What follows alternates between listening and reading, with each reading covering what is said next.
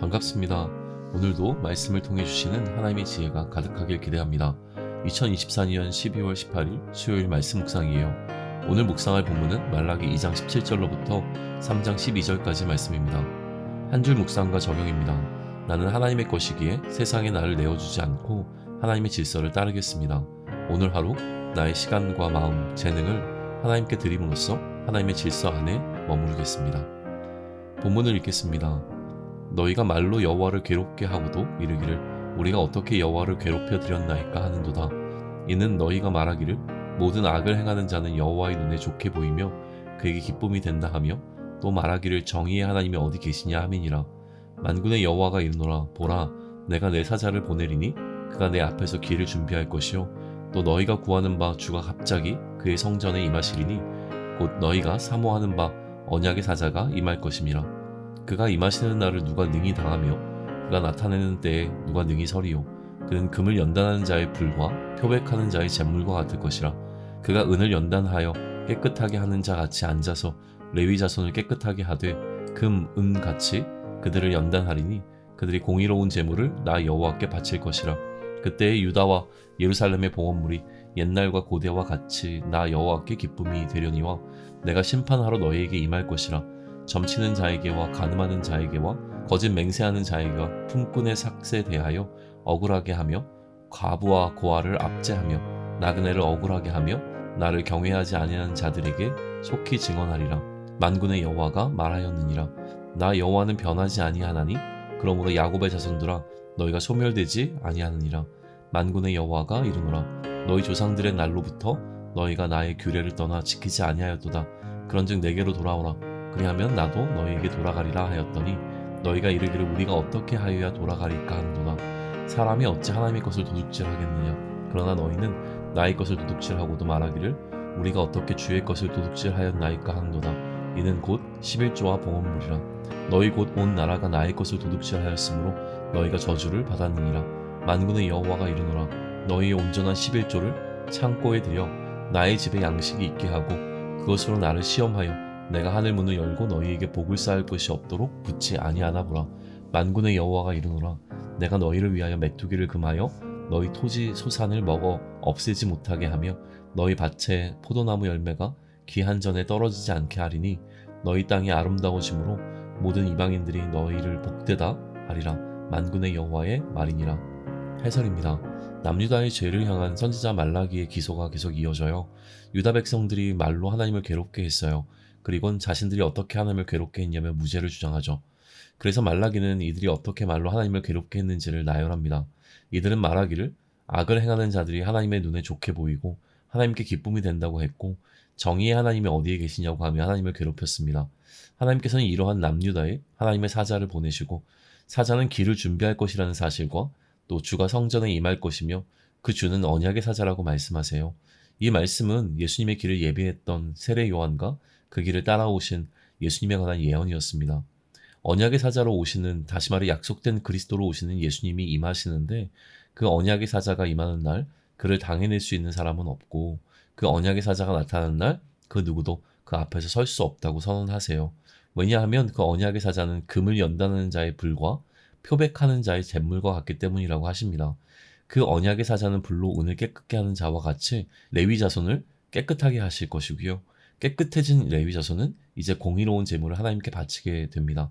그러므로 이들의 제물은 이전과 같이 다시 하나님의 기쁨이 돼요. 여기까지만 들으면 예수님의 임재를 통한 남유다의 회복의 메시지로 들립니다. 그러나 하나님은 심판을 위해 임할 것임을 연이어 말씀하시면서 이를 통해 불의를 행하는 자들에게 자신에 관해 증언하실 것이라고 말씀하시죠. 하지만 하나님은 변함없으신 분이기에 야곱에게 하신 약속에 근거해서 그 약속을 지키시기 위해 남유다 백성들을 북이스라엘과 같이 소멸하지는 않으실 것이라고 선언하세요. 다시 남유다 백성들을 향해 기회가 주어집니다.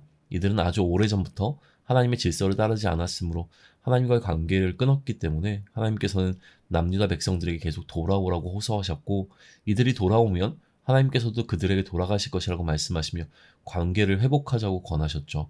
하지만 이들은 하나님께 돌아가는 방법을 알지 못했습니다. 그래서 하나님께서는 그 돌아가는 방법, 다시 하나님과의 관계를 회복하는 방법을 말씀해 주셨어요.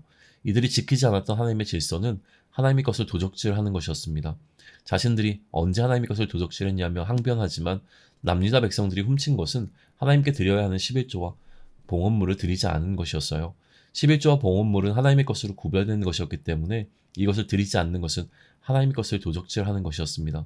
온 나라가 이처럼 도둑질했다고 하시는 것으로 보아 아마도 남유다는 국가적으로 이 제도를 폐지했을 가능성이 있어 보여요. 하나님은 이들이 이처럼 하나님의 것을 도둑질했기 때문에 저주를 받았다고 말씀하시죠. 하나님께서는 하나님의 질서를 따르지 않아 부정적 경험을 하게 된 남유다에게 이번에는 하나님의 질서를 따름으로 어떤 일이 일어나는지 확인해 보라고 하세요. 하나님께 온전한 11조를 드림으로 성전을 채우고 하나님께서 하늘 문을 여시고 쌓을 곳이 없도록 복을 주시는지 아닌지 시험해 보라고 하십니다.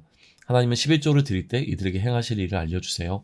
하나님의 질서를 지킬 때 하나님께서는 메뚜기가 이들의 소산을 먹지 못하게 하고 포도밭의 포도나무는 그 열매가 수확하기 이전에 떨어지지 않도록 하시겠다고 말씀하십니다. 그러므로 주변 나라들의 부러움을 사게 될 것이라고 말씀하셨죠. 적용입니다. 오늘 본문을 적용하기 위한 질문은 왜 우리가 하나님의 질서를 따르지 않는가라는 것에서 출발합니다. 남유다 백성들은 악을 행하는 자들이 하나님의 눈에 좋게 보이고 하나님께 기쁨이 된다는 주장을 했어요. 이 주장은 전혀 말이 되지 않는 것처럼 보이지만 나름대로 이유가 있어요. 우리 주변에는 분명 하나님의 질서대로 살지 않음에도 소위 잘 사는 사람들이 너무 많습니다.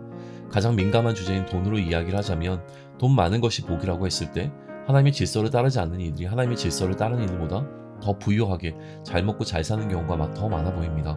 하나님의 질서는 부를 축적하는 데 도움이 되기보다는 걸림돌이 되는 경우가 더 많아요. 하나님의 질서를 따르지 않는데도 부유한 자들을 보며 내가 보기에는 악을 행하는 자들인데 잘 되는 것을 보니 하나님은 악한 자들이 하는 행동을 좋아하신다고 생각하고 심지어 기뻐하신다는 오해를 할 수 있는 상황인 것이죠. 이렇게 판단하면 세상의 질서를 오히려 하나님의 질서라고 주장하며 그 질서를 따라 살면 복을 받는다라고 하는 뒤집혀진 논리가 가능해집니다.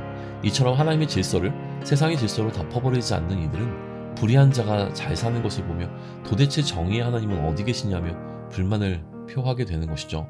이러한 말들이 하나님을 괴롭게 함을 오늘 본문은 알려줍니다. 나의 말은 어떤지 돌아봐야 합니다. 세상의 질서를 따르는 이들이 더 잘 살고 불의한 자들이 성공하는 것을 볼 때면 하나님을 향한 서운한 마음이 찾아오잖아요. 이 서운함은 우리로 하여금 세상의 질서를 따를 명분을 만들고 하나님의 것을 도적질하는 것을 괜찮다고 말하게 만듭니다. 단지 11조로 상징되는 물질뿐만이 아니에요. 나의 시간과 힘과 같은 것들도 하나님을 위해 사용하지 않기 시작합니다. 모든 것이 아까워지기 시작하니까요. 우리가 하나님의 질서를 따르지 않는 이유가 이처럼 하나님의 질서를 따르지 않는 자들의 잘됨이라고 할 때 오늘 하나님은 우리에게 두 가지를 말씀해 주세요. 첫째는 하나님은 신실하시기 때문에 우리가 소멸되지 않을 것을 알려주십니다. 불의한 세상은 소멸할 것이지만 우리는 소멸되지 않을 것이에요. 두 번째로 지금 내가 세상을 부러워하지만 결국 세상이 나를 부러워할 것이라고 하세요. 그러면서 자신을 시험해 보라고 하는 극단적인 말씀을 하십니다. 온전한 11조를 드려 하나님을 시험하라고 하는 말은 하나님의 것을 하나님께 드릴 때 하나님께서 우리에게 어떻게 복 주시는지를 지켜보라는 것이죠. 단지 물질말이 아니라 나는 하나님의 것이기에 나의 감정과 재능, 시간을 비롯한 나 자체를 하나님께 온전히 드릴 때 하나님께서 나에게 복 주시는 분임을 경험하라는 것이에요. 나는 하나님의 것입니다. 그런 나를 하나님으로부터 훔쳐내지 말자고요. 내가 하나님의 것으로 있는 것이 이득입니다. 그 어느 것과도 비교 불가한 이득이에요. 애써 하나님의 것을 만드셨는데 세상의 유혹에 넘어가서 나를 하나님으로부터 훔쳐내서 세상에 다시 돌려주지 말자고요. 하나님이 우리를 끝까지 지키십니다. 그러니 손해보지 않는 인생, 하나님 것에 머무는 우리가 되어야 합니다. 무엇이 정말 이득이요 무엇이 정말 손해인지를 잘 계산해서 정말 손해보지 않는 오늘을 보내기 위해 하나님 것으로 머물러 있어야 합니다. 한 줄 묵상과 적용이에요. 나는 하나님의 것이기에 세상에 나를 내어주지 않고 하나님의 질서 안에 머무르겠습니다. 오늘 하루 나의 시간과 마음, 재능을 하나님께 드림으로 하나님의 질서 안에 머무릅니다. 기도드립니다. 나를 하나님의 것 삼아주셔서 감사합니다. 때로는 세상의 질서를 따라 사는 삶이 부럽기도 하고 그 질서를 따르는 자들의 성공을 바라보며 마음이 흔들릴 때가 있습니다. 그러나 하나님의 질서를 따르는 것이 진정한 복임을 고백합니다. 나의 시간과 마음, 재능과 물질을 온전히 하나님께 드리게 하시고 아까워하지 않게 해주세요. 오늘 나의 마음과 발걸음을 세상에 빼앗기지 않게 하나님의 것으로 살아가는 자의 기쁨을, 그 평안을 누리게 도와주세요. 예수님의 이름으로 기도드립니다. 아멘.